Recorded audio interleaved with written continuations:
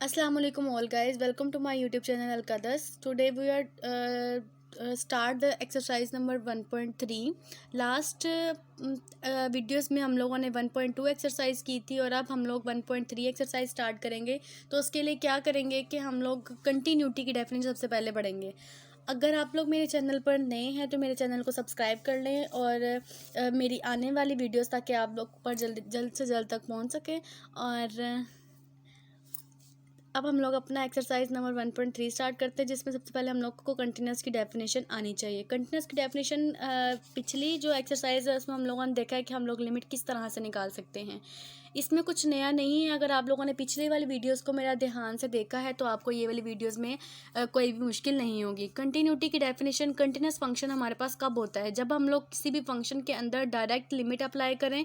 अगर हमारे पास कोई भी फंक्शन है, लेट सपोज एक्स है, हम लोग उसके अंदर डायरेक्ट लिमिट अप्लाई कर रहे हैं। डायरेक्ट लिमिट अप्लाई करने से हमारे पास इसका आंसर आ रहा है 1। और इसके बाद हमारे पास एक फंक्शन उन्होंने दिया हुआ है कि एफ ऑफ एक्स हमारे पास क्या होगा, एक्स होगा जब एक्स हमारे पास greater than and equal to 1 होगा, या 1 होगा if x is less than and equal to 1, if x is less than 1। तो अगर इस तरह हमारे पास सवाल दिया हो तो हम लोग लेफ्ट हैंड लिमिट भी निकाल लेंगे, राइट हैंड लिमिट भी निकाल लेंगे। और अगर हमारे पास डायरेक्ट लिमिट मतलब F of 1 is equal to left hand limit हो और राइट हैंड लिमिट हो तो फिर हमारे पास उस कंटिन्यूस की डेफिनेशन कंप्लीट हो जाती है और हमें कह सकते हैं कि फंक्शन जो है 1 पे कंटिन्यू। होप सो आपको कंटिन्यूटी की डेफिनेशन समझ में आ गई होगी। नेक्स्ट हम लोग स्टार्ट करते हैं अपनी एक्सरसाइज नंबर 1.3। उसका सवाल नंबर हम लोग देखते हैं फर्स्ट। सवाल नंबर फर्स्ट में हमें दिया हुआ है F of x is equal to mod X minus 3। उन्होंने कहा है कि फर्स्ट 7 क्वेश्चन के अंदर, फर्स्ट 7 प्रॉब्लम्स के अंदर आपने क्या करना है, डिस्कस द कंटिन्यूटी को डिस्कस करना है of the following function at indicated points. और उनके इंडिकेटेड पॉइंट्स में मतलब जो भी पॉइंट्स उन्होंने दिए होंगे, at X is equal to 3, at X is equal to 3, at X is equal to 1, 2 दिया हुआ है, 3 दिया हुआ है, मतलब जो वो पॉइंट्स दिए होंगे उनके ऊपर हम लोगों ने की कंटिन्यूटी को चेक करना है। तो आइए क्वेश्चन नंबर 1 अपना स्टार्ट करते हैं। क्वेश्चन नंबर 1 है हमारे पास 1.3 का, F of x is equal to mod X minus 3। तो हम लोगों ने x इज इक्वल टू 3 पे अपनी कंटिन्यूटी चेक करनी है। तो हम लोग सबसे पहले क्या करते हैं, कंटिन्यूटी की डेफिनेशन के अंदर डायरेक्ट लिमिट फाइंड आउट करते हैं। डायरेक्ट लिमिट का मतलब क्या है, जो भी हमारे पास फंक्शन एफ ऑफ एक्स दिया होता है उसके अंदर हम लोग डायरेक्ट अपना वो पॉइंट पुट कर देते हैं। तो जब हम लोगों ने डायरेक्ट लिमिट पुट की तो हमारे पास आया F of x is equal to mod X minus 3 था। Limit at X is equal to 3 पे हम लोगों ने चेक करना है। डायरेक्ट लिमिट पुट की तो F of 3 is equal to 3 minus 3 का मोड, तो 0 का मोड और 0 का मोड ऑलवेज 0 होता है। अब उसके बाद क्या किया हम लोगों ने, left hand limit find out की है। लेफ्ट हैंड लिमिट क्या होता है, जिसमें हमारे पास limit x is approaches to 3 minus के लिए हम लोग क्या करेंगे, एफ ऑफ एक्स तो हमारे पास एक्स माइनस 3 ही है।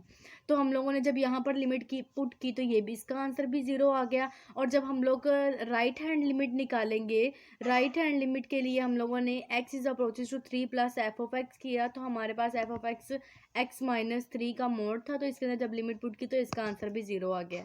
अब हमें पता चल रहा है कि हमारे पास डायरेक्ट लिमिट का आंसर जो है वो राइट हैंड लिमिट के बराबर है और उसका आंसर राइट हैंड लिमिट के बराबर है। मतलब लेफ्ट हैंड लिमिट के बराबर राइट हैंड लिमिट, मतलब तीनों का आंसर हमारे पास 0 आ रहा है। इसका मतलब है function is continuous at x is equal to 3। Function is continuous at x is equal to 3। अब हम लोग अपना क्वेश्चन नंबर 2 स्टार्ट करते हैं, जिसमें हमें दिया हुआ है कि एफ ऑफ एक्स जो है वो हमारे पास एक्स स्क्वायर माइनस 9 और x minus 3 if x is not equal to 3।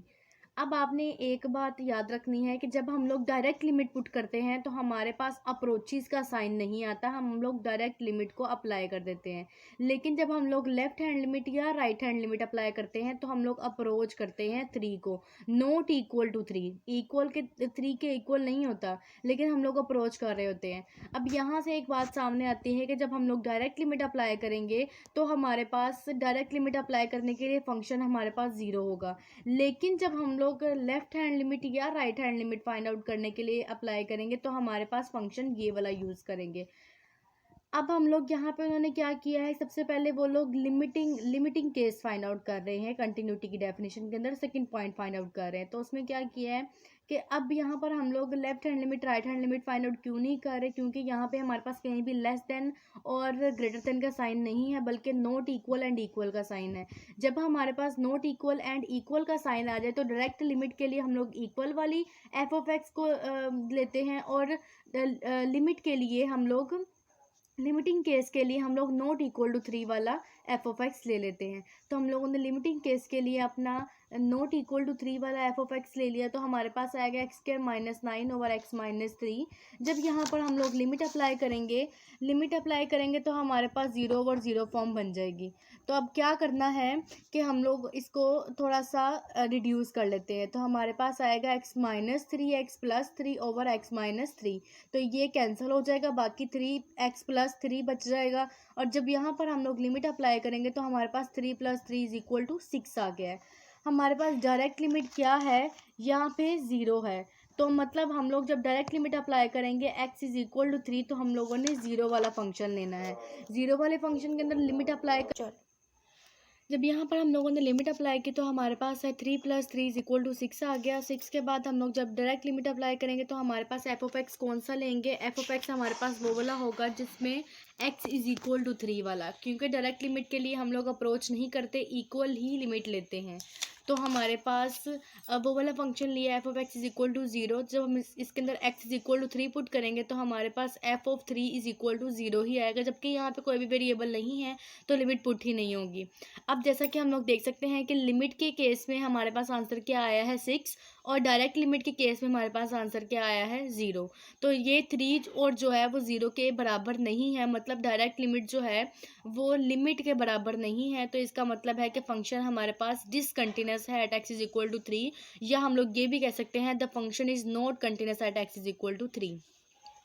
Next है हमारे पास क्वेश्चन नंबर 3, जिसमें हमें दिया हुआ है F of x is equal to X minus 4 if minus 1 is less than X and less than 2, and X square minus 6 if 2 is less than X and less than 5। हम लोगों ने continuity किस पे चेक करनी है, 2 पे। तो मतलब ये वाला 1 भी हमें नहीं चाहिए और ये वाला 5 भी हमें नहीं चाहिए, हम लोगों ने सिर्फ इस 2 वाले केस को देखना है।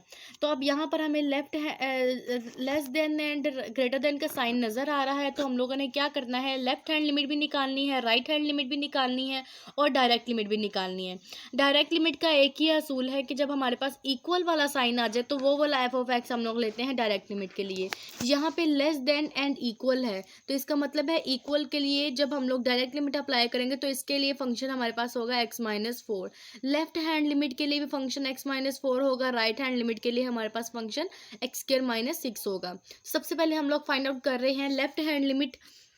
लेफ्ट हैंड लिमिट में क्या कर रहे हैं कि जब हम लोगों ने लिमिट ली X is approaches to 2 minus F of X, तो हमारे पास एफ ऑफ एक्स क्या होगा, X where X is less than 2, मतलब जहाँ पर एक्स इज लेस देन 2 होगा वो वाला फंक्शन हम लोग ले लेते हैं। तो एक्स माइनस 4 हमारे पास वो वाला फंक्शन है, 2 माइनस 4, तो हमारे पास आंसर आ गया माइनस 2।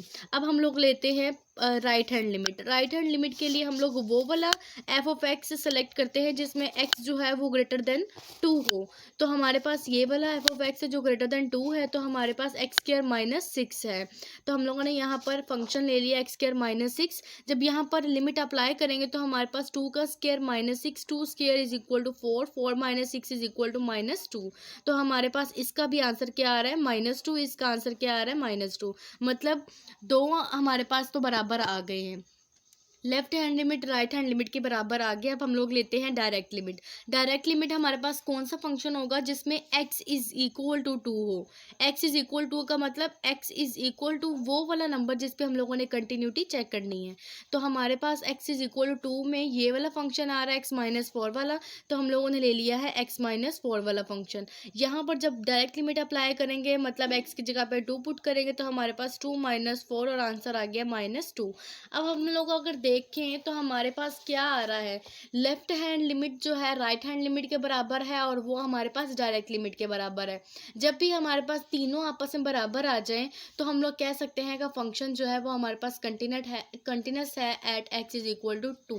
इसी के साथ हमारा ये वाला लेक्चर यहाँ पे ख़त्म होता है। नेक्स्ट लेक्चर में हम लोग अगले सवाल करेंगे। अगर आपको मेरी वीडियो पसंद आई हो तो इसको लाइक करें, सब्सक्राइब करें और शेयर करें, और मेरे चैनल को ज़्यादा से ज़्यादा शेयर करें ताकि मैं आप तक वो मज़ीद इंफॉर्मेटिव वीडियोस को आप तक पहुंचा सकूं। Thank you so much. अल्लाह हाफिज़।